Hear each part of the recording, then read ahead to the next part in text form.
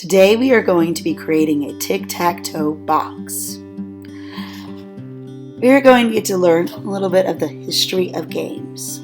Classic board games are divided into 4 categories: race games, space games, chase games, games of discipline such as chess. Board games have been played, traveled, and evolved in most cultures and societies throughout history. A number of important historical sites, artifacts, and documents shed light on early board games such as Draft civilizations, game boards in Iran, Senet found in pre-dynastic and first dynastic burials of Egypt. The royal game of Ur and Senet are some of the oldest games known to have existed. Hounds and Jackals is another ancient Egyptian board game, appeared around 2000 BC. The first completed set of this game was discovered in a Theban tomb that dates to the 13th dynasty. This game was also popular in Mesopotamia and in Caracas. Backgammon originated in ancient Mesopotamia over 5,000 years ago. Today we're going to be creating our rectangle prism with earthenware clay. Earthenware clay is a grape clay. When fired, will turn white. Terracotta clay is a brown clay that when fired will turn orange. The most famous use of terracotta is in the Chinese terracotta soldiers. Here are some other differences between terracotta and earthenware clays. For day 1, we are going to be creating our rectangular prism. You have a template already cut out for you with your clay.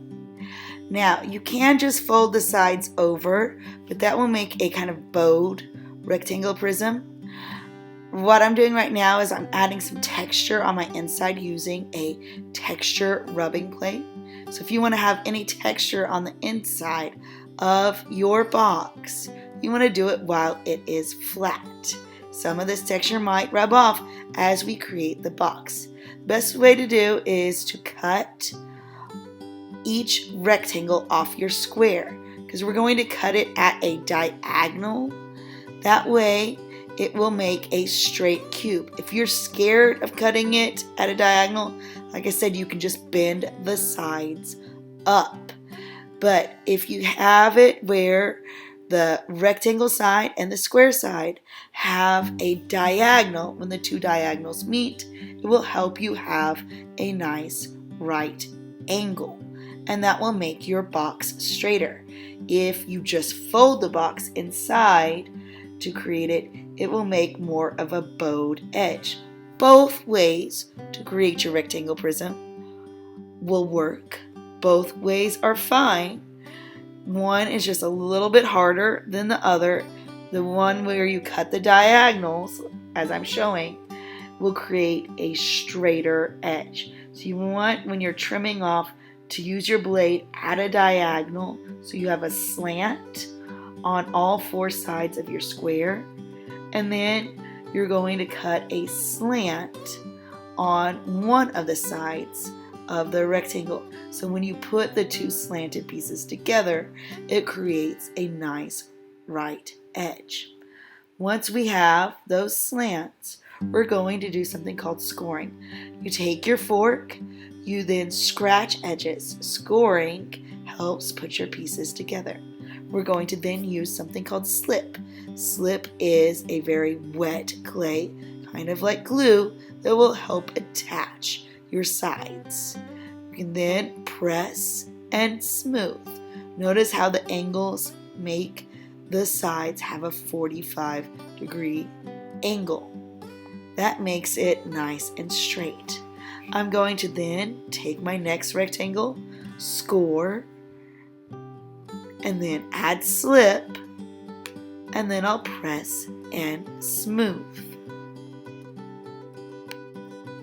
This is a process that we will continue to repeat throughout the box. So I score a side, I then add slip, that's my glue, I press Once I have all pieces with a little bit of slip, I'm wanting the angles to be right angles on the sides of the cubes. And remember, I made those diagonals so they would be 45-degree angles. So once they're put together, it will make a nice right angle. So my box is as straight as I can. Notice me pressing the edges and the sides. You'll want to lift them up. Take off any of your excess of your slip so that you have a nice right angle on your rectangle prism. This is not a cube because our base is square and our sides are rectangle. Once I've done two sides, I'm going to repeat the same process. I scoring where I'm wanting to attach, and then I'm going to add my slip, and then I will press and smooth. Remember, you're also going to have to score on the sides, besides just the bottom base, to get them to attach. As you go, if your sides may get a little bit wobbly, just kind of straighten them out so that you have a nice straight angle. The straighter your box is, the prettier it will be. The more bowed your box is, the more likely it isn't going to have nice right angles.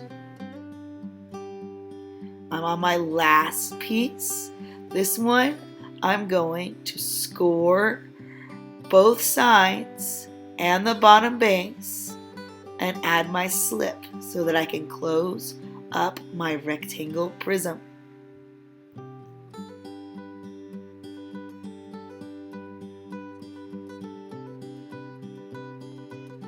Once I have it scored, I'm going to add my slip. Remember, the slip is a very wet clay that will allow it to glue.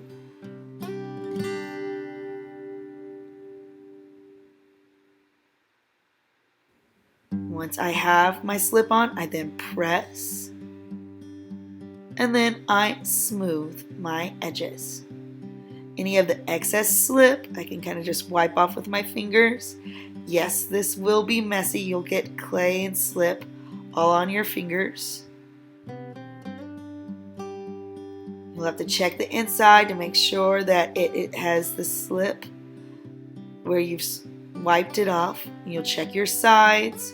You'll check the bottom base to make sure everything is attached. Once you have your rectangle prism created and you make sure your angles are nice and straight, then you can add decorations using our texture rubbing plates.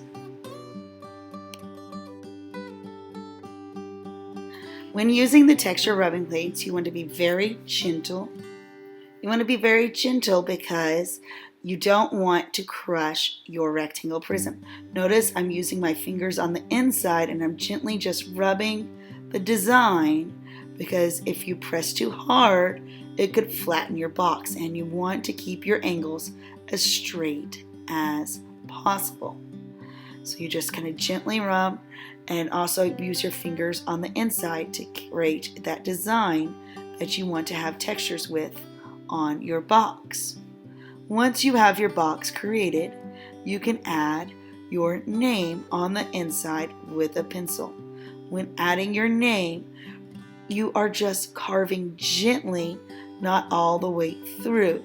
It's just adding your name to the top of the surface of the clay so it doesn't cut into your box. Once you have your box finished, then you are done for the day. Next week we will create the lid, which is the game board and our game pieces.